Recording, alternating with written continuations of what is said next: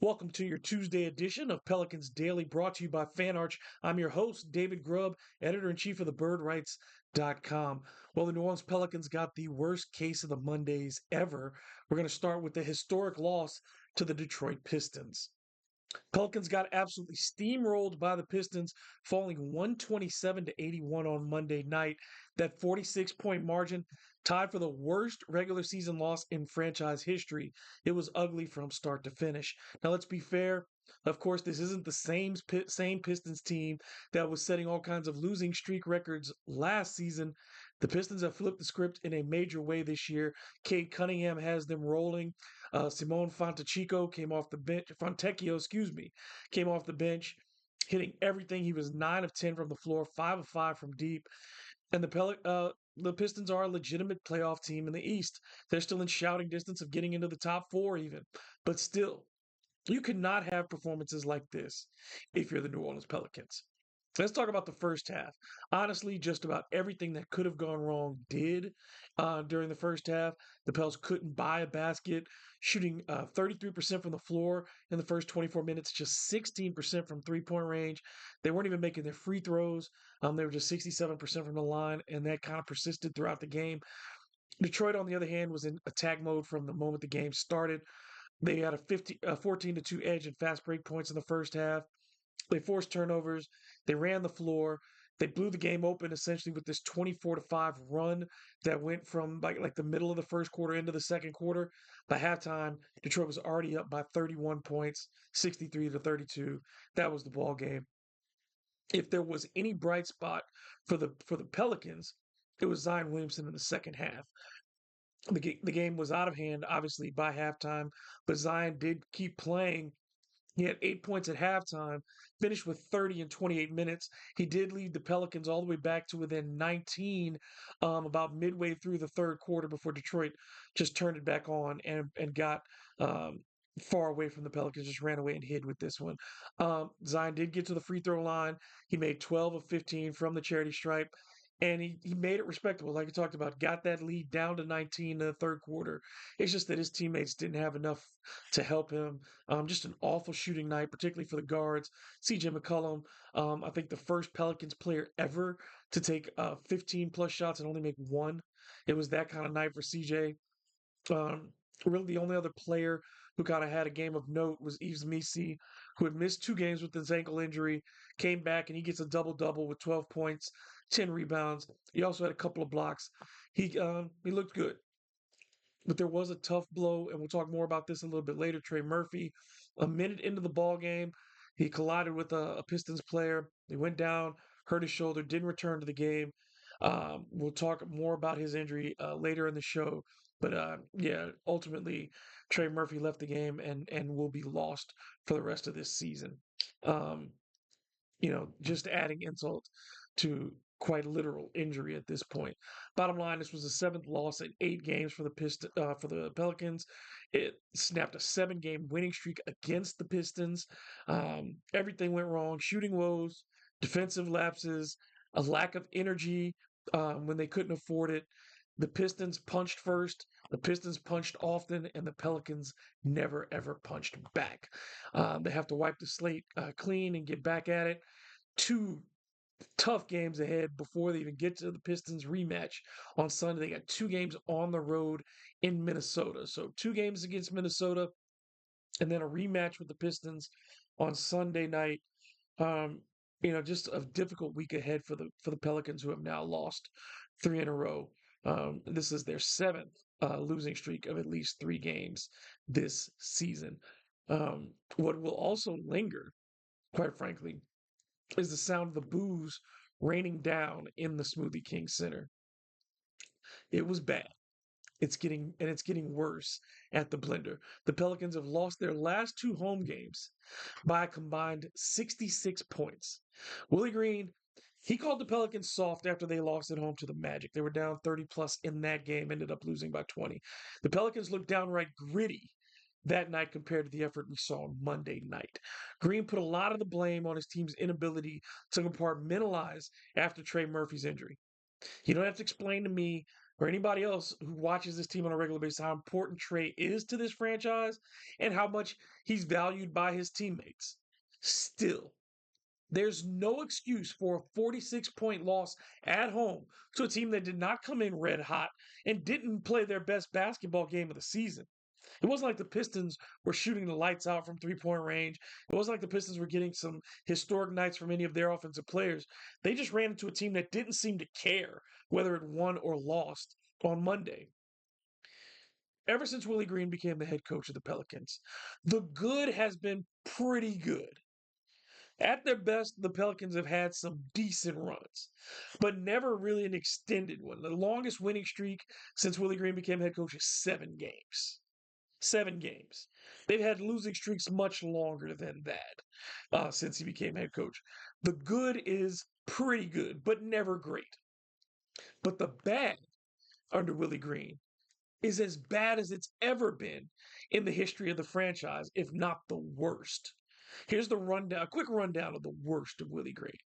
The Hornets/Pelicans have 6 regular season losses by 40 points or more in the 22 plus seasons of this franchise's existence. Willie Green has been the head coach for 4 of those, 2 this season. This is the first season in franchise history with multiple 40-point losses.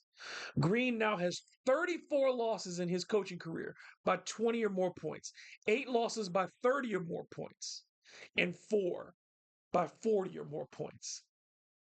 No other head coach comes close to matching that kind of futility. The injuries have provided some cover for Green this season. You can't hold those against him. But at this point, considering everything that's happened, how could the Pelicans consider bringing him back for a 5th season? Something has to change. And it seems like moving on from Green at the end of this season is one clear way to send a message to the rest of these guys that things are changing. David Griffin, his job still seems secure. The roster, for the most part, for better or for worse, is pretty locked in for next season as well. There won't be a lot of changes. I think there will be changes, but you cannot structurally remake this team based on the way it sits right now. So what do you do? If the Pelicans are going to run it back with Griffin, and if they're going to run it back with Zion Williamson, they have to give the fans some reason to believe that things are going to be different. And the only way you can do that is by moving on from head coach Willie Green. I hate to be that guy, to be advocating for someone to lose their job, but at this stage, you cannot continue to lose like this in embarrassing fashion at home when fans are booing consistently. You've lost the fan base, and it felt like in these last 2 home games in particular, watching them against Orlando, watching them against Detroit, those players have tuned Willie Green out. They are not listening. They are not competing. They are not fighting on the basketball court. It's one thing to lose basketball games. Again, it's always about the how. And the Pelicans are losing in embarrassing fashion right now. Okay, if you are going to try to find a couple of bright spots next season, you may have to look at the rookie tandem of Yves Missi and Carlo Makovich. They've shown some flashes that they can be part of maybe a brighter future for the Pelicans. Missi picked up his 11th double-double of the season against the Pistons with 12 points, 10 rebounds. It was his first double-double since February 27th against the Phoenix Suns. And this was his first after sitting out a couple of games due to that ankle injury. A nice bounce back game for him. 2 blocks as well. His 24th game this season with at least 2 blocks. He now has 80, I believe it's 85 blocks on the season, the most for any Pelicans player since Anthony Davis had 135 during the 2018-2019 season. He still has a long way to go. Yves needs to get bigger and stronger. Obviously, his inability to hold on to the basketball at times is extremely frustrating, but it seems like at the very least the Pelicans got their money's worth on the 21st pick in last year's draft. Carlo had 7 points and 7 rebounds on Monday, a very productive stretch overall for him. He's averaging 11 points and 7.7 rebounds over his last 6 games while shooting better than 70% from the floor. Carlo is ahead of Yves offensively, but Carlo struggles with giving NBA level defense on a nightly basis. You'd kind of like to see these guys develop it's almost like if you could make them into one basketball player, you could solve the Pelicans' problems in a lot of way at the center position. But you can't do that, unfortunately. They're two different players. The question is not can they is whether or not either or both of them can learn quickly enough to start impacting winning. And I've said you've really if Zion Williamson is returning, then you have to assume that Zion is back for 2 seasons, not just one, because you've got him under contract for 3 more seasons. So if you're trying to win, you've got to get better production from the 4 and the 5 spot. Kelly Olynyk certainly will be part of that mix next year, but these two guys are the key as whether or not one can emerge as a true, legitimate starting center in the NBA, and the other become a reasonable rotation big. I think if you're looking at Carlo, I've said this before, but I believe his best position is as a stretch four. He just cannot defend as a center. I think Zion Williamson will end up playing more at the 3 spot as we go forward with the Pelicans. I believe that they see his future on the perimeter rather than trying to pigeonhole him as a post player. So if that's the case, those two have to be better. Eves and Carlo have to be better defensively, and they have to be better offensively. Eves has to be able to finish in the dunker spot. He's got to be able to catch the ball in traffic, go right up and finish. I think he needs to limit his options offensively this offseason.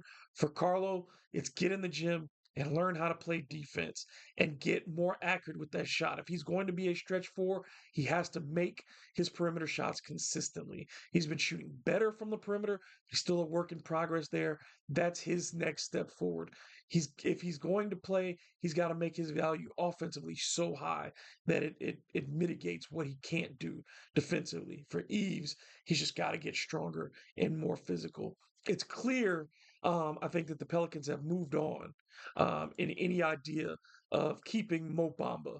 He didn't play with the starters at all on Monday. He's had some impact on the defensive end, but has been a non-factor offensively.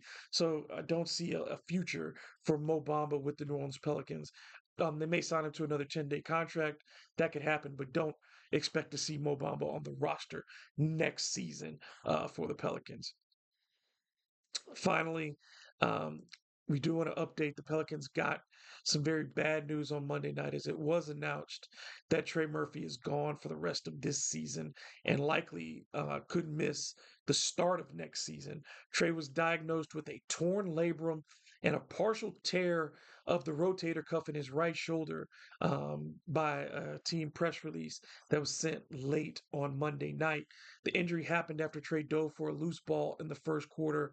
Murphy, of course, having his best season of his 4-year career. He averaged 21.2 points, 6.4 more points, 6.4 points more per game than he averaged last season. He was also averaging career best in rebounds and assists and had his third consecutive season with 150 plus made 3-pointers. He also recently moved into ninth place on the Pelicans' all-time scoring list.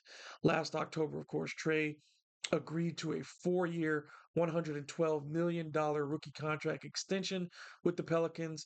This is just another disastrous development for them this season.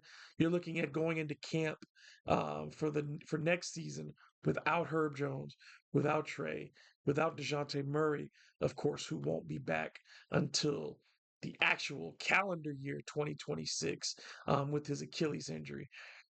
So just best wishes to Trey as he goes through what will be a difficult recovery. Typically, when you injure your rotator cuff, you have that kind of, if he's going to have surgery, and I imagine he will have some level of surgery. We have not gotten that update yet, but this is probably an injury that takes him, through the summer as far as his recovery goes, which means, again, no weightlifting, no shooting this summer for Trey. So he'll be behind the curve a bit when the season does start. All right, that's going to be a wrap on this episode of Pelicans Daily. Thank you so much for tuning in. If you enjoy the show, don't forget to comment, like, subscribe. Let me know what you think about whatever it is that we're talking about. If you got questions that you'd like me to answer here on Pelicans Daily, go ahead and leave those below as well. You can also follow me on social media at DM Grubb, as well as check out thebirdrights.com for more Pelicans coverage. Until the next time, take care.